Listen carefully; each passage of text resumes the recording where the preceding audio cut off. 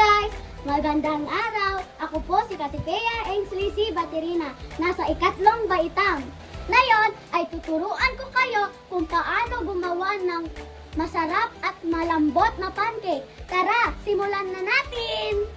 Ito ang mga sangkap sa paggawa ng pancake.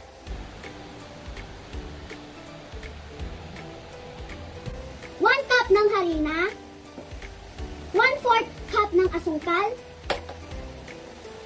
1 tablespoon ng baking powder, 1/2 teaspoon ng asin, 1 cup ng gatas, isang itlog, 1 tablespoon ng oil, 1 teaspoon ng vanilla extract optional. Haluin ang mga tuyong sangkap. Lagay ang harina.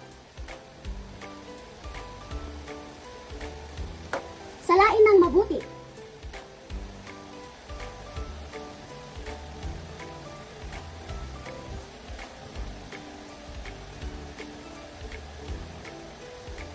Ilagay ang asukal, baking powder, at asin. Haluin ito ng mabuti. Itabi muna. Lagay ang gatas, itlog, oil, at vanilla extract. Haluin ng mabuti. Okay na ito. Painitin ang kawali. Maglagay ng kaunting mixture.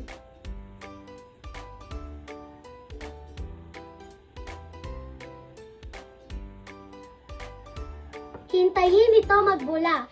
Tsaka ito'y baliktarin.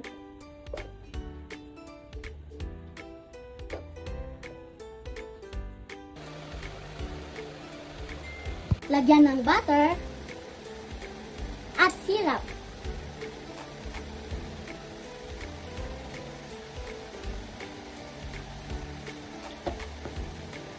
Para ito ay sumarap.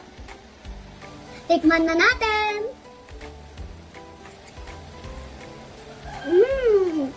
Masarap at malambot.